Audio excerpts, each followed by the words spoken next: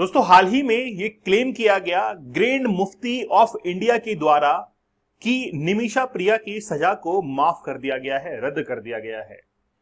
क्या आप लोग को लगता है कि ग्रैंड मुफ्ती ऑफ इंडिया के कहने से या फिर उनके अनाउंस करने से ऐसा पॉसिबल है? यहां तक कि एएनआई ने इस न्यूज को कंफर्म भी कर दिया कि हां, निमिषा प्रिया की सजा कैंसिल हो चुकी है, लेकिन सजा कैंसिल नहीं हुई है। बात यह है कि जब तक परिवारजन को, जो मेहदी के परिवारजन है, उनको अगर ब्लड मनी नहीं मिल जाती है तब तक सजा कैंसिल नहीं होगी। हम लोग बड़ा विस्तार से बात करेंगे कि आखिरकार निमिषा प्रिया की कहानी क्या है। पहले तो हम लोग उस पर बात करेंगे, फिर हम लोग बात करेंगे कि ये ग्रैंड मुफ्ती ऑफ इंडिया है क्या, आखिरकार ये व्यक्ति क्या ओहदा रखता है, इसके अनाउंस करने से या इसके कहने से क्या सजा माफ हो सकती है, क्या ये कोई ऑथराइज्ड पर्सन है, और आखिरकार निमिषा प्रिया के ब्लड मनी की रकम कितनी है, और ये अब तो मेहंदी का पूरा केस क्या है, पूरा मामला हम लोग समझेंगे। रिसेंटली क्या हुआ कि एक खबर जो है वो बाहर निकल कर आती है, और वो खबर किसके थ्रू बाहर निकल कर आती है? ग्रैंड मुफ्ती ऑफ इंडिया के द्वारा। उन्होंने क्लेम किया कि निमिषा प्रिया की जो डेथ सेंटेंस है उसको कैंसिल कर दिया गया है officially. The government has now reject the claim.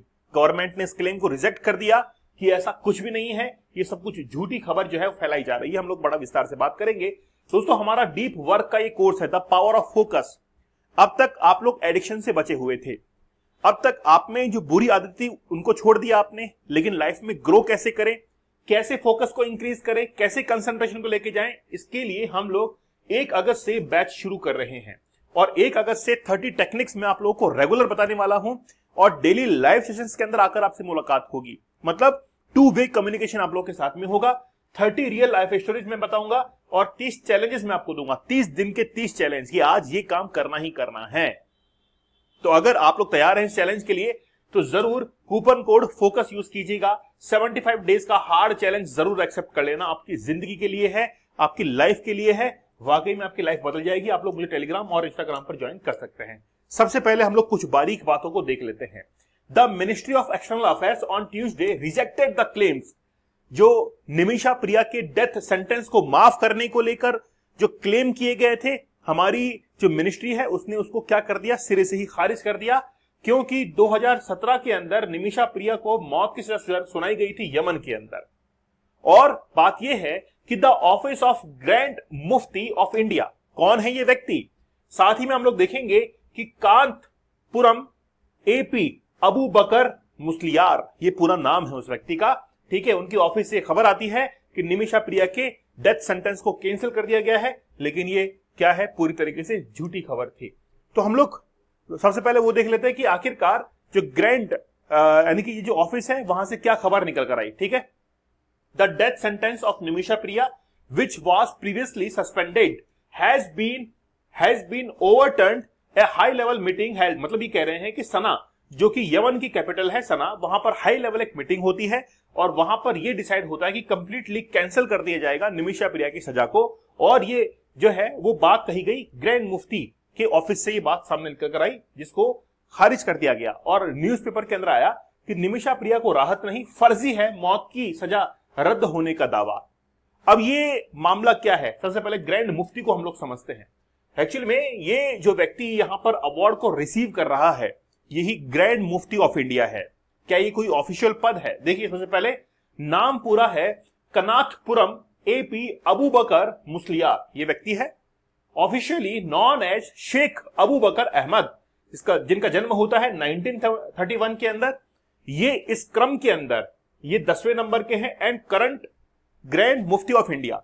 आपने बुद्धिज्म सुना है, बुद्धिज्म के अंदर, बुद्धिज्म में जो इनके प्रेसिडेंट होते हैं, जो अध्यक्ष होते हैं, है ना, जैसे हम लोग कहते हैं दलाई लामा, वो एक पोस्ट होती है, तो वो एक के बाद एक दलाई लामा बनते हैं। वैसे ही यहां पर भी कुछ ऐसा ही है कि एक के बाद एक ग्रैंड मुफ्ती बन रहे हैं। तो ये 10वें क्रम के हैं, 10वें नंबर के हैं ग्रैंड मुफ्ती।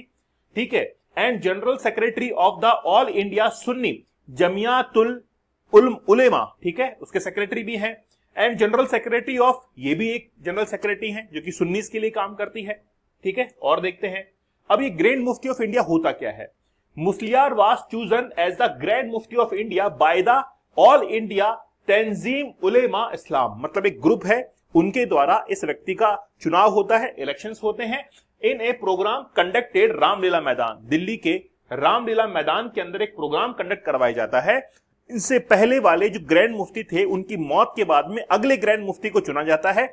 मतलब 90 ग्रैंड मुफ्ती की मौत हुई, उसके बाद में जो सुन्नी संप्रदाय है वो अपना एक ग्रैंड चुनते हैं, मतलब एक अध्यक्ष चुनते हैं ताकि वो एक फरमान जारी कर सके, है ना, एक फतवा जारी कर सके। बात करेंगे फतवे के बारे में भी कि भाई इनका आखिरकार क्या ओहदा है।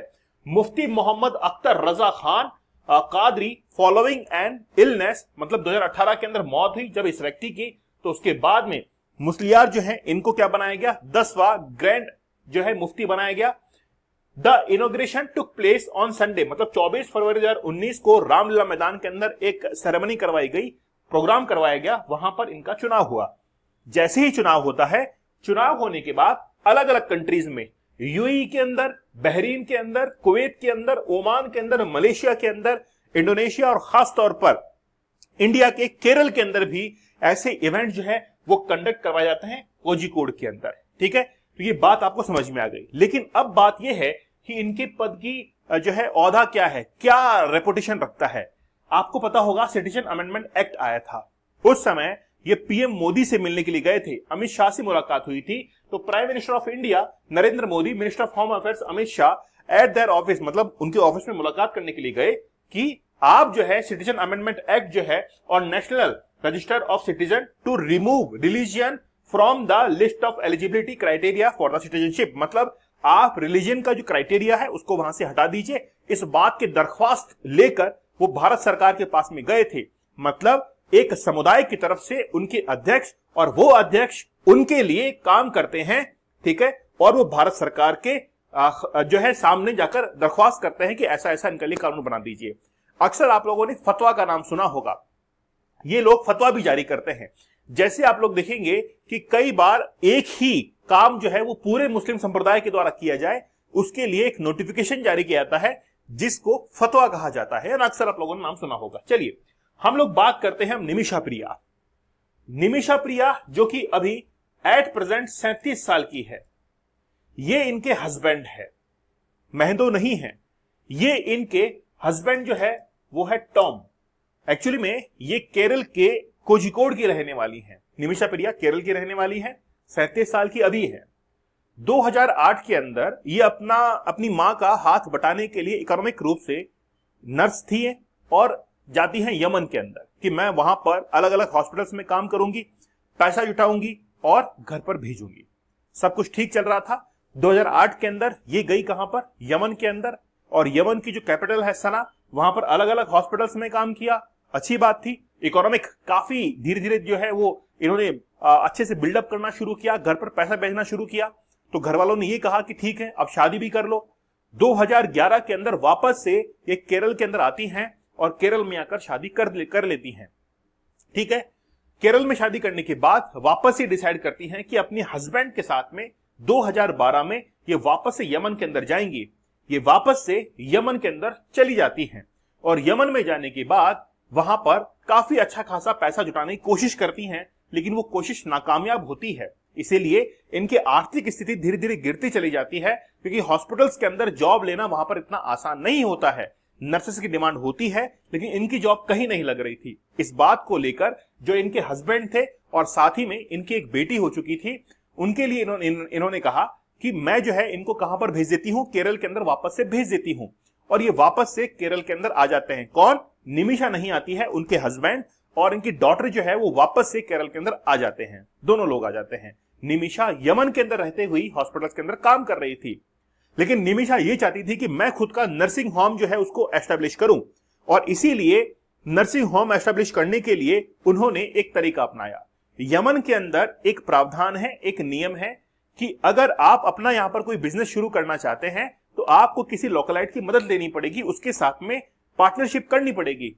इसी बात को सोचकर वहां पर एक व्यक्ति था, जिसका नाम था, वो जो व्यक्ति था, यानी कि मैं आपको फोटोग्राफ जो है उसकी दिखाता हूं, ठीक है, उस व्यक्ति की फोटोग्राफ दिखाता हूं। वो जो निमिषा प्रिया है वो उस व्यक्ति के साथ में जाकर मिलती है जिसका नाम है मेहदी, है ना, मेहदो, अब्दो मेहदी उसका नाम था। तो अब्दो मेहदी के साथ में मुलाकात करती है। सब कुछ ठीक चल रहा था, एक नर्सिंग होम जो है वो एस्टेब्लिशमेंट कर लिया था। अब 2015 के अंदर निमिषा प्रिया जो है वो वापस से कहां पर आती हैं, केरल के अंदर आती हैं किसी फंक्शन को अटेंड करने के लिए। साथ में अब्दो मेहंदी भी आता है, तलाल अब्दो मेहंदी वो वहां पर आता है और आते वक्त देखता है कि दीवार के ऊपर निमिषा प्रिया और उनके हस्बैंड की फोटोग्राफ्स लगी हुई है। वो उस फोटोग्राफ्स को वहां से ले लेता है और जैसे ही उस फोटोग्राफ को लेता है अपने बैग में रख लेता है और यमन वापस लेके चला जाता है। निमिषा प्रिया और तलाल अब्दो मेहंदी वापस से यमन के अंदर चले जाते हैं। अब वहां पर जाकर क्या करता है, उस हस्बैंड की जो फोटोग्राफ थी उस फोटोग्राफ से वहां से कट कर कर खुद की फोटोग्राफ वहां पे लगा देता है, ताकि ये एक दूसरे को हस्बैंड वाइफ कह सके। मतलब तलाल अब्दो मेहंदी ये कह सके कि ये निमिषा प्रिया मेरी वाइफ है और हमने मिलकर यहां पर बिजनेस शुरू किया है, ताकि वो निमिषा प्रिया को टॉर्चर कर सके। साथ ही के अंदर तलाल अब्दो मेहंदी ने मारपीट करना शुरू किया और पासपोर्ट छीन लिया निमिषा प्रिया का। इस बात से परेशान होकर निमिषा प्रिया ने एक बार पुलिस के अंदर कंप्लेंट कर दी और कंप्लेंट करने के बाद उल्टा तलाल अब्दो मेहंदी के ऊपर कार्रवाई करने के बजाय निमिषा प्रिया के ऊपर कार्रवाई की गई और 6 दिन की जेल निमिषा प्रिया को हुई यमन के अंदर।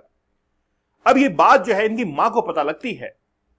निमिषा प्रिया की मां को जैसे पता लगता है तो निमिषा से बातचीत होती है और उसके बाद में 6 दिन बाद में जैसी वो छूटती है तो छूटने के बाद वहां पर जो जेल वार्डन थी उसने कहा कि तुम एक काम करो कि ये जो तलाल अब्दो मेहंदी है इसको एक इंजेक्शन लगा दो, जहर का इंजेक्शन लगा दो, जिससे इसकी मौत हो जाएगी और तुम अपना पासपोर्ट लेकर वापस इंडिया चले जाना, या फिर बेहोशी का इंजेक्शन लगा दो। तो फिर निमिषा प्रिया ने सोचा कि क्यों ना मैं बेहोशी का इंजेक्शन लगाऊं और फिर इससे पासपोर्ट छीनकर वापस से मैं इंडिया के अंदर लौट जाऊं। ये पूरा प्लान निमिषा प्रिया का था। निमिषा प्रिया के साथ में उसके एक मित्र भी थी जो कि इनका साथ दे रही थी, क्योंकि परेशान व्यक्ति है, परेशान लड़की है, कुछ भी करेगी वो तो अब इंडिया जाने के लिए। अब ये क्या कर रहा था, मतलब ये जो तलाल अब्दो मेहंदी था ये इससे पैसे वगैरह सब कुछ ले रहा था, टॉर्चर कर रहा था, इस बात से परेशान थी। 2017 के अंदर निमिषा प्रिया ने जहर की बेहोशी का इंजेक्शन जो है तलाल अब्दो मेहंदी को दे दिया। अब जैसे ही इंजेक्शन दिया गया उसके बाद में निमिषा प्रिया को यह लगा कि ये जो व्यक्ति है तलाल अब्दो मेहंदी ये ड्रग्स लेने वाला व्यक्ति है, इसके ऊपर इंजेक्शन का कोई असर नहीं हो रहा है, तो एक इंजेक्शन और लगा दिया गया और वही इंजेक्शन ओवरडोज साबित हुआ तलाल अब्दो मेहंदी के लिए। और जैसी ओवरडोज लगता है उसके बाद में मौत हो जाती है तलाल अब्दो मेहंदी की। अब निमिषा प्रिया और उसके मित्र एक फ्रेंड मिलकर उसकी डेड बॉडी को ठिकाने लगा देते हैं एक पानी के टैंक के अंदर और वहां से निमिषा प्रिया भागने की कोशिश करती है कि मैं अब इंडिया जाऊंगी। और यमन से इंडिया भागते वक्त निमिषा प्रिया को अरेस्ट कर लिया जाता है 2017 के अंदर।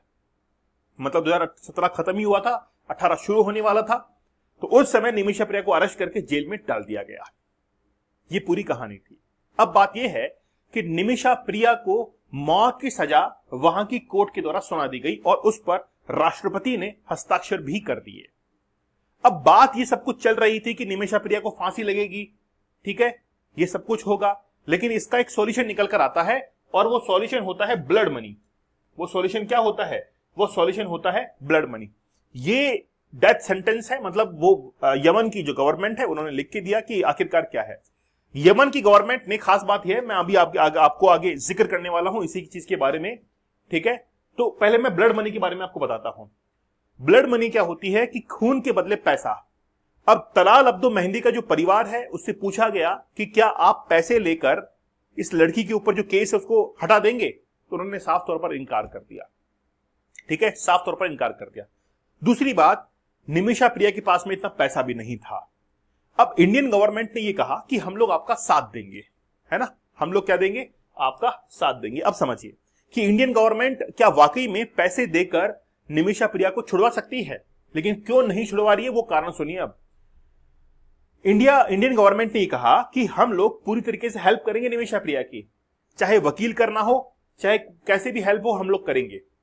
लेकिन ब्लड मनी का पैसा कितना था, 8.6 करोड़ रुपए, 8.5 करोड़ रुपए निमिषा प्रिया के द्वारा तलाल अब्दो मेहंदी के परिवार को दिया जाना था, जो कि अब तक नहीं दिया गया क्योंकि उनके पास में इतना पैसा नहीं है। तो क्या इंडियन गवर्नमेंट दे पाएगी? नहीं, इंडियन गवर्नमेंट भी दे नहीं पाएगी। क्योंकि रीजन क्या है, रीजन इस लेटर के अंदर है। इसमें लिखा हुआ है कि ये जो गवर्नमेंट है, यमन की गवर्नमेंट है, ये Sanaa's under authority of Houthis militia, जो हूती विद्रोही हैं, हूती जो विद्रोही हैं, खासतौर पर ईरान के एक्सिस ऑफ रेजिस्टेंस के कारण है, ठीक है। तो एक्चुअली में हौथीज के साथ में इंडिया के रिलेशन अच्छे नहीं है, मतलब कोई रिलेशन उनके साथ में नहीं, कोई बातचीत नहीं है, इसलिए इंडिया जो है वो कोई भी हेल्प निमिषा प्रिया की नहीं कर पा रहा है, पहली बात। दूसरी बात यह है कि जो 8.5 करोड़ की रकम है उसको लेने के लिए वो परिवार भी तैयार नहीं है, कि वो परिवार कह दे कि हम लोग पैसा लेने के लिए तैयार है, तो भी ये पॉसिबिलिटी नहीं बन पा रही है। इस कारण से इंडियन गवर्नमेंट कुछ भी नहीं कर पा रही है। अभी एट प्रेजेंट निमिषा प्रिया की जो मां है वो वहां पर जा चुकी है, जिन्होंने वहां पर जाकर निमिषा प्रिया के लिए काउंसिल बनाई कि निमिषा प्रिया को कैसे भी करके छुड़ाया जाए। अभी तक भी निमिषा प्रिया की मां वहीं पर है यमन के अंदर, वो छुड़वाने की कोशिश कर रही है, गुहार कर रही है, उनके परिवार जिनसे बात कर रही है कि आप पैसे लेकर ये एडजस्टमेंट कर लीजिए, लेकिन ऐसा पॉसिबल नहीं हो पा रहा है। देखते हैं कब तक क्या होता है, लेकिन अभी तक के लिए निमिषा प्रिया की जो फांसी है उसको सस्पेंड कर दिया गया है, और वो फांसी कब होगी ये आगे देखा जाएगा। लेकिन ये फांसी कैंसिल हो चुकी है, ये पूरी तरीके से अफवाह थी। आई होप आप लोगों तक मेरी बात जो है वो पहुंच चुकी होगी। डीप वर्क आप लोग हमारे इस कोर्स को जरूर ज्वाइन कीजिएगा, 1 अगस्त से शुरू हो रहा है, जल्दी ही आप लोग इस कोर्स को ज्वाइन कर लीजिए, क्योंकि पहले दिन से लेकर 30वें दिन तक लाइव सेशंस में आप लोग बने रहिएगा। मैं आपको ये मान के चलिए कि आपने मुन्ना भाई एमबीबीएस देखी होगी, उसमें वो जादू की झप्पी देता है, वही झप्पी आपको मिलने वाली है, ठीक है। चलिए 75 डेज का हार्ड चैलेंज भी आप लोग जरूर एक्सेप्ट कर लीजिएगा। टेलीग्राम और इंस्टाग्राम पर आप लोग मुझे ज्वाइन कर सकते हैं। तो मिलते हैं आप लोगों से अगले सेशन में, तब तक धन्यवाद, थैंक यू, जय हिंद।